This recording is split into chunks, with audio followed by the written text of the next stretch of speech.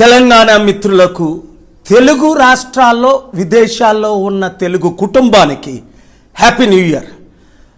కొత్త సంవత్సరం. ఇప్పటికైనా ముఖ్యమంత్రి రేవంత్ రెడ్డి ఇచ్చిన మాట, ఆ వీడియో చూడండి. సమిట్ పెడదాం పరేడ్ గ్రౌండ్స్లో, లక్షల కోట్లు తీసుకొద్దాం, తెలంగాణని అభివృద్ధి చేద్దామని 5 సార్లు మాట్లాడారు. 5 సార్లు కలిసాం, కానీ 5 నిమిషాలు ఆయనకి టైం లేదు.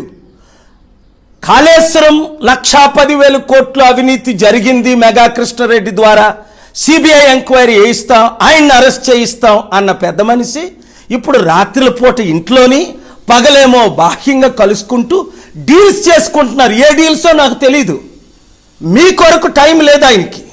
అభివృద్ధి, నిరుద్యోగుల కొరకు, ఉద్యోగుల కొరకు, మహిళల కొరకు, రైతుల కొరకు 6 వాగ్దానాలు నెరవేర్చుదామని నేను డబ్బు తీసుకొస్తానంటే ఆయనకు టైం లేదు, ఇంట్రెస్ట్ లేదు.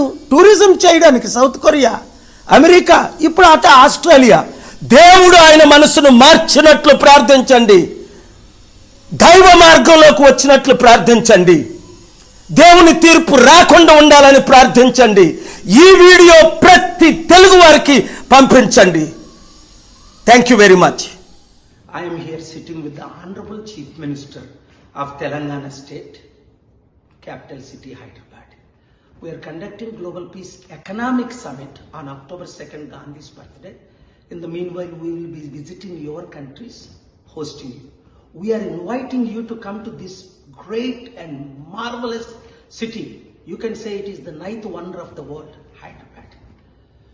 And the Honorable Chief Minister is welcoming you. Please. Sri Ravant Reddy ji. I am inviting you to Global Summit organized by Dr. K.A. Pal in Hyderabad. Please do come to Hyderabad and participate in Global Summit. Thank you.